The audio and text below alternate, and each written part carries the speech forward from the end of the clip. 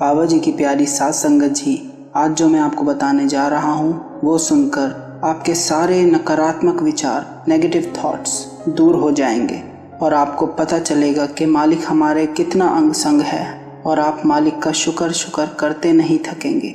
वो कहते हैं ना कि कौन कहता है कि परमात्मा नज़र नहीं आता, एक वही तो नज़र आता है जब कुछ नज़र नहीं आता। एक बार की बात है, एक राइटर हुआ करते थे, उनका नाम था सैयद प्रितपाल सिंह। उन्होंने अपनी किताब में यह सच्ची घटना लिखी है और उसमें ये लिखा है कि हज़रत मोहम्मद साहब कुरान शरीफ में ये लिख कर गए हैं कि 900 साल बाद अल्लाह खुद साकार रूप में धरती पर आएंगे, गुरु नानक जी के रूप में। अब सोचो ज़रा, कुरान शरीफ में गुरु नानक पातशाह जी का नाम उनके आने से पहले ही लिख दिया गया है। तो सैयद प्रितपाल जी ने खुद लिखा कि जब वो छोटे थे तब उनके पिता राजा के दरबार में मांदरी का काम करते थे। मांदरी उन्हें कहते हैं जो तंत्र मंत्र करके किसी का भी नुकसान कर सकते हैं। उसी राज्य में एक सिख भी रहता था, बड़ा लंबा ऊंचा, बड़ा नूर था चेहरे पर, बड़ा ही सुंदर और आकर्षक कि अगर एक तरफ राजा का रथ निकल रहा हो और दूसरी तरफ वो सिख जा रहा हो तो सारी प्रजा उस सिख को देखने लगती थी। तो राजा को उस सिख से जलन होने लगी, जेलसी होने लगी कि मेरे होते हुए सारे उस सिख को देखने के लिए दौड़ पड़ते हैं। राजा को क्रोध आ गया और उसने गुरसिख को जान से मारने की ठानी और राजा ने अपने मांदरी को कहा, मुझसे अब ये सब देखा नहीं जाता, इसलिए इस सिख को मरवा देना चाहिए। फिर राजा ने अपने सलाहकारों से उस सिख को मरवाने की बात की।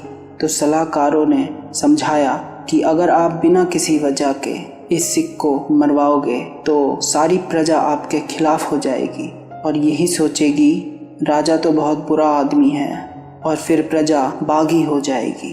तो फिर वहाँ से मांदरी, जो कि सैयद प्रितपाल सिंह के पिता थे, उन्होंने राजा से कहा कि आप चिंता मत करो, ये काम मुझ पर छोड़ दो, क्योंकि मांदरी का तो काम ही ये होता है कि तंत्र मंत्र करके किसी का भी बुरा या नुकसान कर सकते हैं।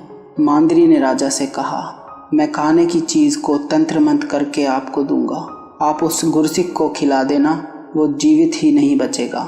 सैयद प्रितपाल सिंह उस समय काफ़ी छोटे थे, तो उन्होंने देखा कि उनके पिता काफ़ी देर तक कुछ हाथ में रखकर मंत्र पढ़ते रहे। फिर राजा को जाकर दे दिया कि उस सिख को किसी भी तरह खिला देना।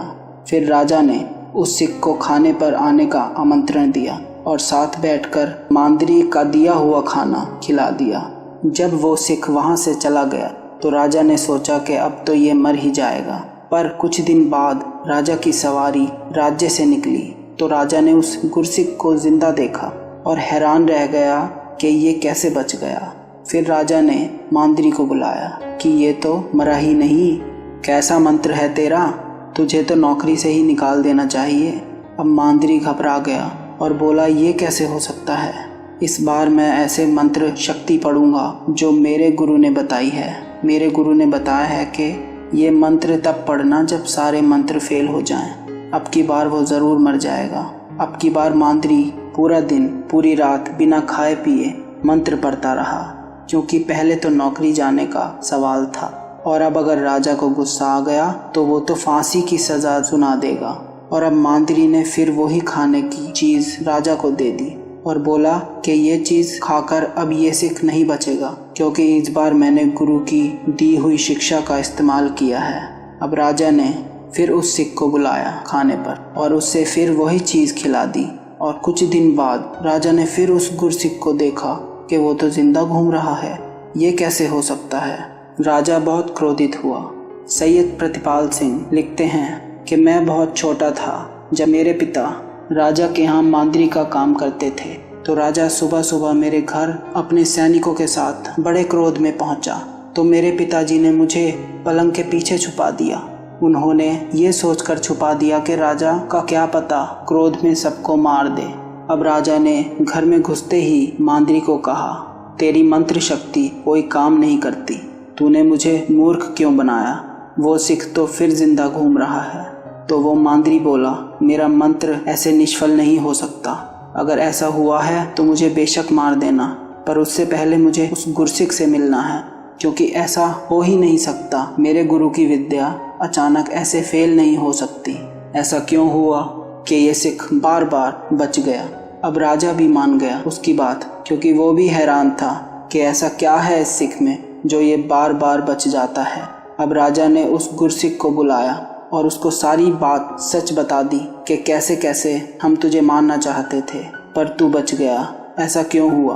पहले तो सिख बहुत हैरान हुआ, पर फिर मुस्कुराया और बोला, मुझे क्या पता मैं कैसे बच जाता हूँ, वो तो मेरा सतगुरु ही जाने। अब यहाँ सैयद प्रितपाल सिंह लिखते हैं कि मैं भी बहुत छोटा था, वहीं उनके साथ खड़ा था।